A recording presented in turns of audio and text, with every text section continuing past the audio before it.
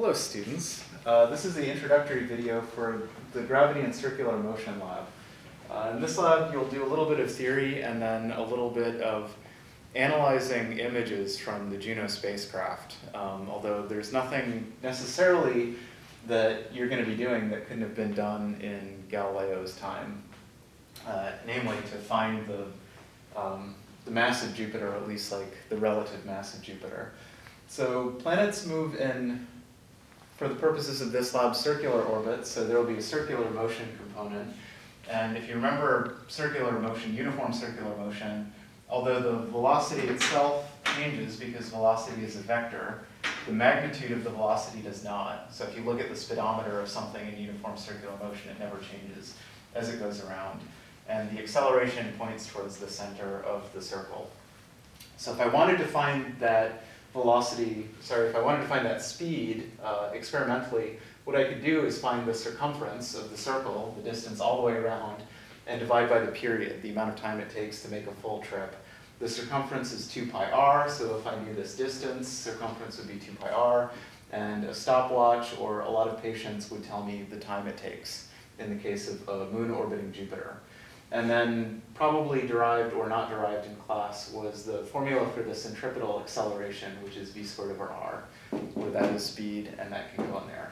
So in your case, what you're going to be doing is analyzing the motion of the moons that orbit the planet Jupiter.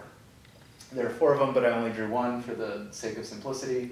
And the force of gravity is given by g, Newton's constant, mass of Jupiter, mass of the moon, and the radius, the distance in between the moon and planet Jupiter.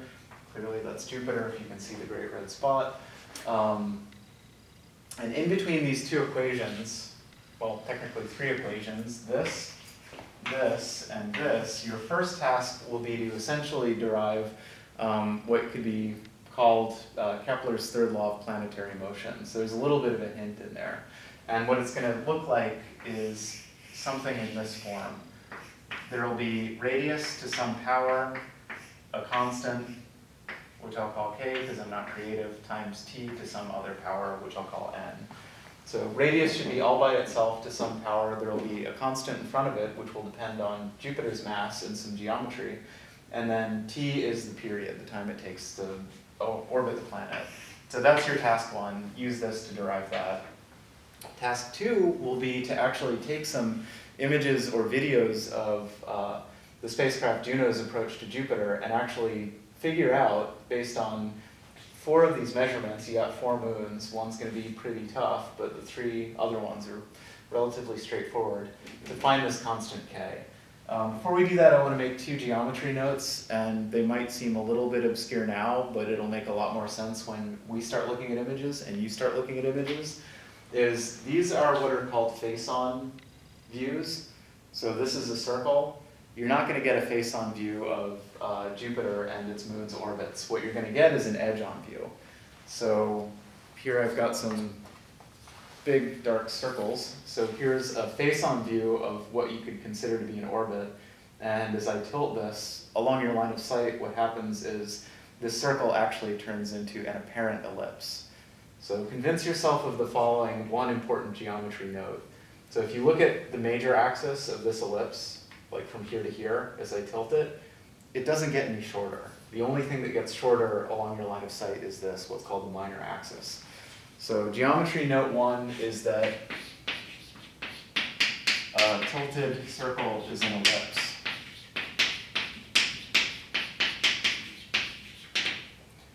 So if you did have a wonderful face-on view, that would be great, but you're not going to get it.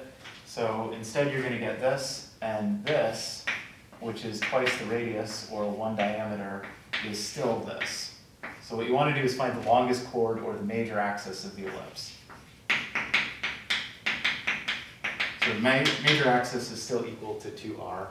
Minor axis doesn't seem like you want to use it, but you do want to use it. So here's note 2, and this will be important for the outer moons.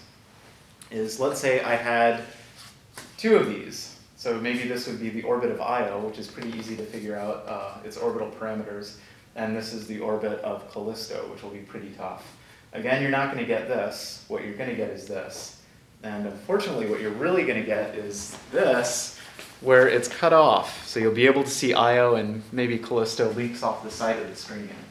Oh no, we can't find the major axis of Callisto from just a single image. But what I can notice is that this might be cut off, but the ratio of the major and the minor axes will be the same. So the ratio of that to that should be the same. So we'll call it major axis of Io to major, I should have come up with an elegant term for major axis of Callisto, is equal to the one that you can see. It's equal to the ratio of the minor axes.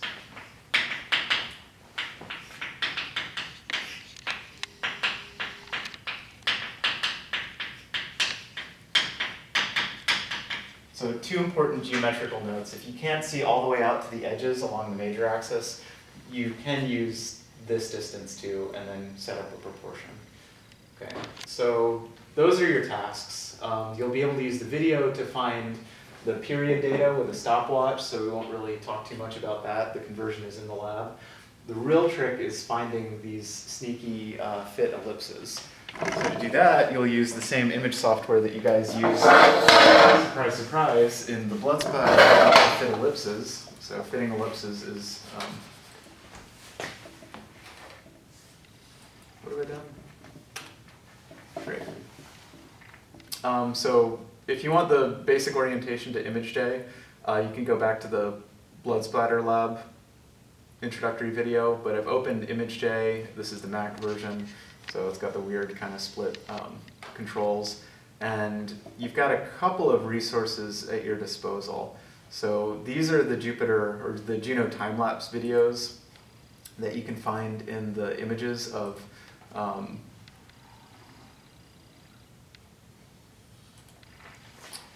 the file section of Canvas. And this is at least part of one of the videos that you guys will be given that show the approach. So what you can see is these spinning around. And if you know the conversion rate, so this is maybe at like 1/10,000th times speed. It might take days for these planets or these moons to go around Jupiter. So there's Jupiter, and here you can see them all, which is kind of nice. And you'll see them disappear as they go into Jupiter's shadow. Bloop. Gone.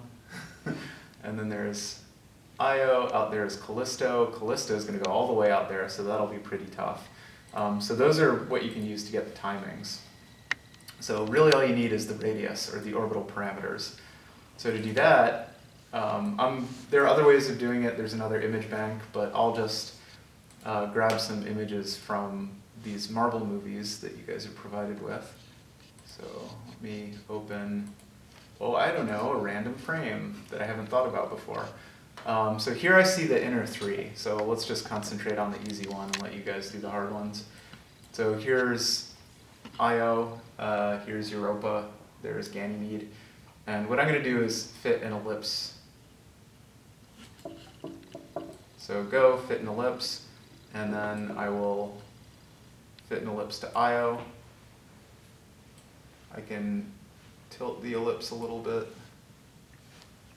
And then independently, so you have a couple of knobs to twiddle, I can change the major axis, the minor axis, and I can also change the tilt. So what I'm going to do is tweak this so that it looks like I really have this ellipse fit. And you guys can do a better job than me, so I'm going to be a little bit casual about this. But it looks like I'm basically going through the dots. And hopefully you guys are more careful than this. But good enough. So I'm holding this down, and what it does is it reports the two things that I want in pixels, unfortunately. So major axis, that's from here to here. Minor axis, that's from here to here. This is shortened, but this, the major axis, that's the one that stays the same, so geometric note 1.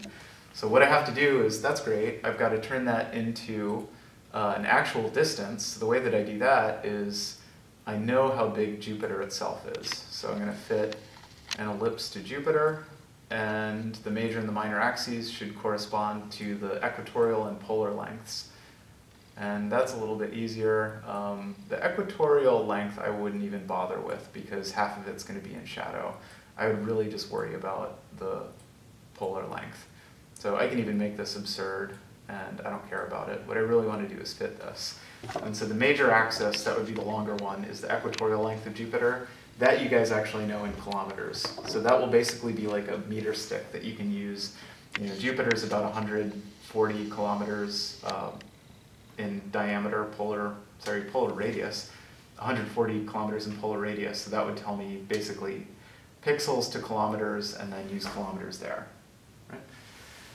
All right, a little bit of clicking and fussing, and you guys have a lot of data. So some of these frames might be better or worse. I would flip through them, you know, kind of have fun. Ooh, here's a really nice one.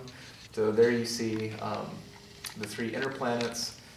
Let's find one that does have Callisto on it. Sneaky, sneaky Callisto. Yeah, so there's Callisto. Moves pretty dang slow. Let's go a little bit earlier. Yeah, so these are really, really edge-on. There's a real foreshortened Callisto. So 1, 2, 3. That's the Ganymede. 2, 3. So there's Callisto off in the corner.